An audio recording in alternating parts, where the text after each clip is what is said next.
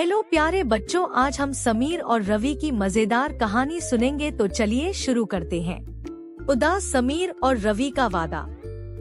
एक धूप भरी सुबह में अहमदाबाद की संकरी गलियों में रवि अपने पुराने दोस्त समीर को दुखी होकर एक बेंच पर बैठे हुए पाता है। समीर के हाथ में एक टूटी हुई चरखी है और उसकी आंखों में आंसू हैं। समीर, रवि, मेरी पतंग, मेरी सबसे खास पतंग खो गई है।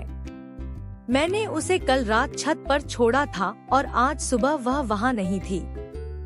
यह कोई मामूली पतंग नहीं थी, यह मेरे दादाजी ने बनाई थी। रवि अपनी जासूसी टोपी को ठीक करते हुए समीर को आश्वस्त करता है। रवि, चिंता मत करो समीर, अहमदाबाद में कोई पतंग ऐसे ही गायब नहीं हो सकती। रवि, छोटा जासूस, इस रहस्य को सुलझाएगा। मैं तुम्हें तुम्हारी पतंग ढूंढ कर दूंगा। रवि तुरंत समीर की छत पर पहुंचता है। वह हर कोने की बारीकी से जांच करता है। वह छत पर कोई निशान या गड़बड़ी ढूंढ रहा है। उसे जमीन पर धूल में एक अजीब सा छोटा चमकदार बटन मिलता है। यह किसी कपड़े का बटन नहीं लगता, बल्कि किसी मशीन का पुर्जा लगता है।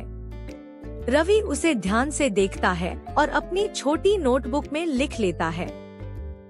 बटन को देखकर रवि को तुरंत कबाड़ खाने वाले काका की याद आती है, जो शहर के किनारे पर एक छोटी सी दुकान चलाते हैं और हर तरह के पुराने सामानों के बारे में जानते हैं। रवि काका की दुकान पर जाता है, जो पुराने पुर्जों और टूटे फूटे खिलौनों से भरी है। रवि बटन दिखाता है। रवि, काका, क्या आप जानते हैं यह किस चीज का बटन है? काका अपनी दाढ़ी खुजाते हैं।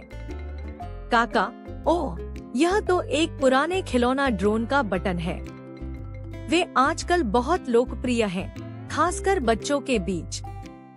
यह बटन उनके कंट्रोल पैनल का हिस्सा लगता है। रवि के दिमाग में एक नया विचार कौंधता है। एक ड्रोन। रवि जानता था कि शहर में केवल कुछ ही बच्चे ऐसे आधुनिक खिलौने के मालिक थे। उसे हाल ही में खबर मिली थी कि गोलू, एक शरारती लड़का जो फैंसी गैजेट्स पसंद करता था, के पास एक नया ड्रोन है। रवि गोलू के घर के पास वाले मैदान में जाता है। वहाँ वह गोलू को अपने ड्रोन से कुछ चीजें उड़ाने की कोशिश करते हुए देखता है। और हाँ, उस ड्रोन में एक छोटा पकड़ने वाला पंजा लगा हुआ है।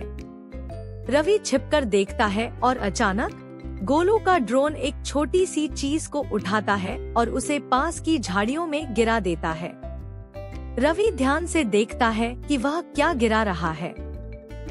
जैसे ही गोलू ड्रोन को नीचे लाता है, रवि झाड़ियों की ओर भागता है और वहाँ झाड़ियों के बीच फंसी हुई समीर की खोई हुई पतंग थी।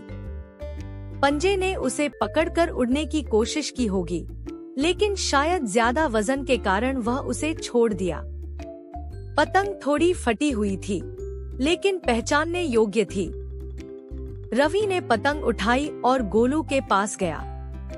गोलू पहले तो घबरा गया, लेकिन जब रवि ने उसे ड्रोन के बटन और पतंग के बीच संबंध समझाया, तो गोलू ने अपनी गलती मान ली। उसने बताया कि वह पतंग की उड़ान को रिकॉर्ड करना चाहता था और अनजाने में उसे अपने ड्रोन से उठा लिया। शाम ढल चुकी है और सूरज ढल रहा है। रवि और समीर अब खुश और राहत महसूस करते हुए समीर के घर की छत पर खड़े हैं। समीर अपनी थोड़ी मरम्मत की हुई पतंग को प्यार से देख रहा है। रवि अपनी जासूसी कहानी सुना रहा है और समीर उसे उत्साह से सुन रहा है। रवि ने न केवल पतंग वापस ला दी थी, बल्कि उसने अपने दोस्त को दिखाया था कि कोई भी रहस्य बहुत बड़ा नहीं होता, अगर आपके पास सही दिमाग और थोड़ी जासूसी की टोपी हो। तो बच्चों, उम्मीद करती हूँ आपको हमारी कहानी पसंद आई होगी। इस वीडियो को लाइक करें और चैनल को सब्सक्राइब करें। मिलते हैं अगली मजेदार कहानी में।